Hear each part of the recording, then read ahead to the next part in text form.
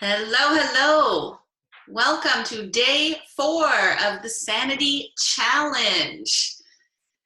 I hope you guys are doing well. Some people are really enjoying this. You take away all the driving around and the sports and the obligations and the commute, and you can breathe a sigh of relief. For some of you, your jobs have gotten easier. For some of you, especially those little children, they have gotten harder. So for whatever reason, you might be struggling.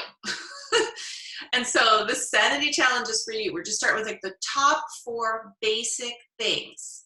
Day 1, we talked about creating a schedule that works for you. Day 2 was getting your body moving. Day 3 was letting go of perfectionism and pressure. And that's kind of what this quarantine has done for a lot of people, is it's just kind of automatically removed a lot of the pressure. And so that's why the people who are enjoying it are getting that benefit of like not so much weighing on their shoulders, where some other people who might be working from home and have young children at home and the schools are sending all this homeschooling stuff might be feeling pressure. If you got teenagers and they can kind of take care of themselves, it's a little bit easier. So day 4, we are here to talk about surrounding yourself with people who uplift your energy. So this coronavirus quarantine is an incredible time to tune inward and pay attention to what you really want.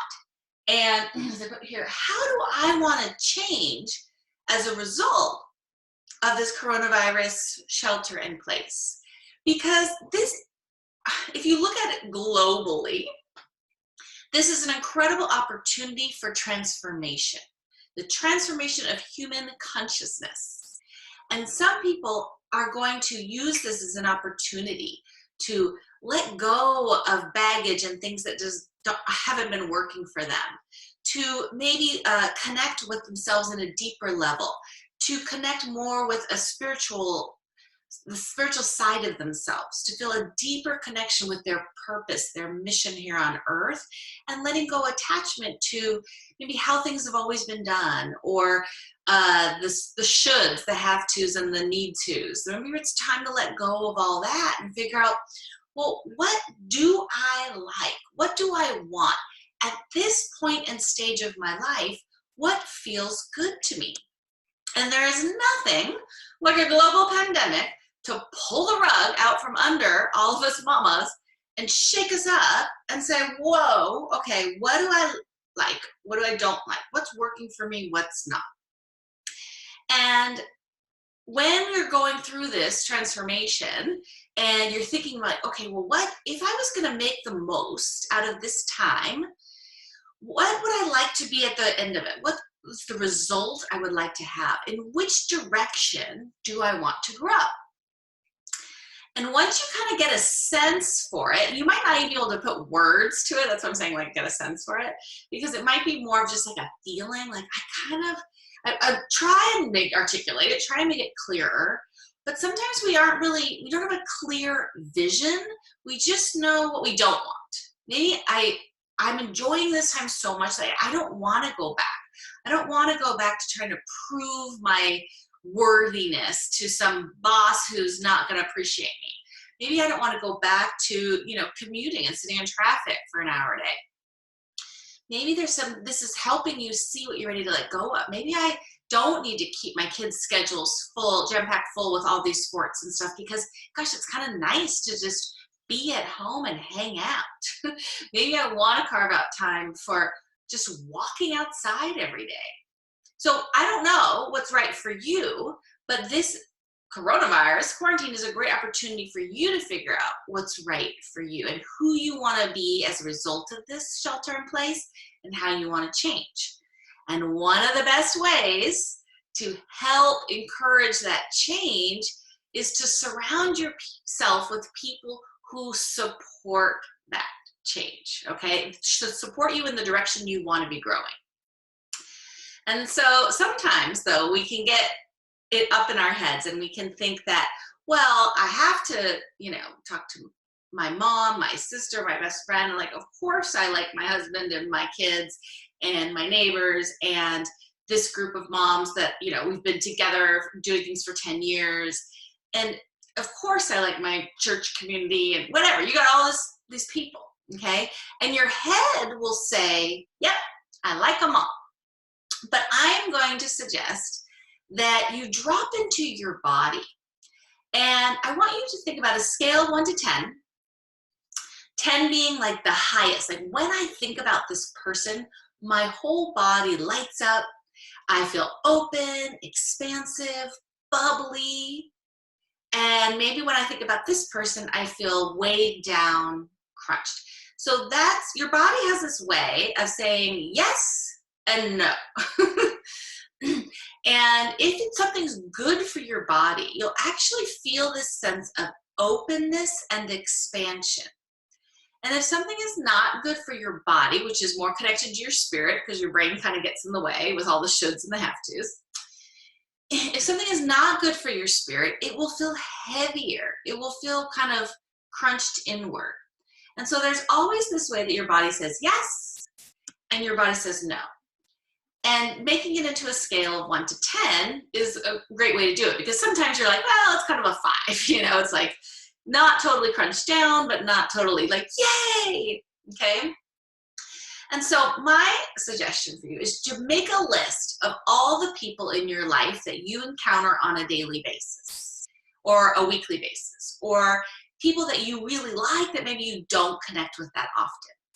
Put them all on a piece of paper, and then don't show anybody this piece of paper, but rank them according to how your body reacts.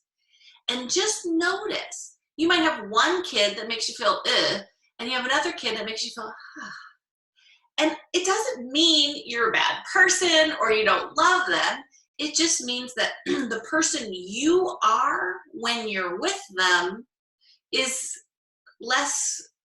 is further away from your essence, okay? So if you have a coworker, when every time you're with them, you feel like you have to be somebody else, be a different version of you, then it's not going to feel as good to be around that coworker if it's not aligned with your essence, okay? So it's not about that person. Maybe you just feel heavy every time you're around your brother-in-law. It's not about him. It's always about us. It's about the person I have to be in order to be in a relationship with my brother-in-law might make me feel a little yucky, okay? So suspend all the judgment. I know you're going to be like, oh, but I really like that person. Oh, but it's my mom. I should love her. Yeah, you love her, but let's just rank it, okay? Give her a number and see if she's aligned with the person you want to become. Okay, so think about people that help you grow in the direction you want to be growing. That's what this list is all about. Doesn't mean you can't interact with these people anymore. It doesn't mean you have to stop loving them or you have to love one child more than the other. But if you are currently living in a house with a husband who's stressed out and panicky and not supportive of you changing, most husbands do not want their wives to change. So if you want to change and grow, he might not be the best supportive partner. Maybe he is. Maybe he's been telling you for years you need to change. But if you're living with your husband and your 2 teenagers who are snarky and resistant and they don't want to engage and interact with you in positive ways, then guess what? You get to go elsewhere to hang out with people who encourage you to grow in the direction you want to grow. So let's figure out who those people are. And maybe, like for me, I've really been enjoying this coronavirus because it's giving me opportunity to connect with people that I love that live in England and Costa Rica and Australia. And I've got people around the globe and, up in Seattle and like all of my friends that live far away. This has been a really fun opportunity for me to like reconnect those relationships. So make your list of the people that you have in your life and then give them a number and find the ones that lift your spirit the most and they're going to help you grow in the direction you want to grow. And then you can think about creative ways to connect with them. So in my podcast the other day, I talked about this Netflix party. It's a Chrome extension that you can watch a Netflix show and chat with somebody at the same time. So it's just a fun way, and instead of like just watching a show by yourself, you watch it with your friend who might live far away, or maybe next door and you just can't see them. And you can build this relationship in a kind of just a fun, silly way. You can do workouts together. You and a friend can both watch the same exercise video at the same time. You could create your own yoga class, follow a video on YouTube, and do it with your friends all over the world. You can get together for a Zoom happy hour, and everybody, bring a glass of wine, meet on this Zoom channel or FaceTime together as a group. I used to, every time Oprah Magazine would come in the mail, I used to say, like, I'm going to go dine with Oprah. And I would leave my family at home, and I would go to a restaurant by myself and take my Oprah Magazine. Now, can't go to a restaurant by yourself anymore. You go to a restaurant anymore. But think about, like, maybe I could have breakfast with Oprah every morning, and you could read the Oprah Magazine and fill up yourself with positive energy, nourishing energy. It's so different than having breakfast with, the news channel and the, coronavirus, like, fears and stuff. Don't want to have breakfast with Fox News if that's not the direction you want to be growing in. So be really mindful of the people you surround yourself with. And this can be authors, this can be, like magazines, it could be famous people. It doesn't need to be just people you have a personal relationship with. If you're trying to grow in a direction, find a mentor that is inspiring to you and makes you feel like, oh, I can do anything, and this is an exciting time, not this is a scary time. This is an opportunity that's very exciting for me. So lately I've been going for walks with Glennon Doyle Melton. If you know her, she just has a new book that's been released called Untamed, and I'm listening to her audiobook while walking my dog. And so it's fun to find those people that can uplift your energy. Working with a life coach, now is an incredible time to have a life coach in your corner to help you become the best version of you. So what we're going to do for the challenge today is to post the creative ways you are connecting with people who nourish your spirit. So think about who that is and how you can connect with them. And maybe it's somebody you haven't talked to for a while and you just want to reconnect that. Or maybe it's a friend that you just always feel good around. And reach out to them. Now is the time to reach out to friends that make you feel like a better version of you. And set up times to talk to them. Set up times to connect, play a video game, those words with friends, even just back and forth, just so that when you see their name, you just smile, and it just helps encourage you to grow in the direction that you want to grow. That is my little soapbox. I feel like this coronavirus is such a great opportunity for so many of us, and to let go of the old ways, of the things that weren't working for you, and figure out, what do I want to create for my future? And just taking that pause to really figure out who I want to become, and to surround yourself with people that will help make that happen. So thank you guys so much. Thanks for hanging out with me during this Sanity Challenge. If you want to schedule a free life coaching session, you can do that. Or you can just purchase a one-time life coaching session. You don't need to buy the whole package. Usually I recommend people doing the Super Mom is Getting Tired coaching package. But if you just want a one-off session, you can do it for yourself, your teenager, your husband, you can all come together, whatever you guys want to do. I am here to support you and help you grow in the direction you want to grow. All right, so the link for that is lifecoachingforparents.com/workwithme. Little hyphens in between the words work with me.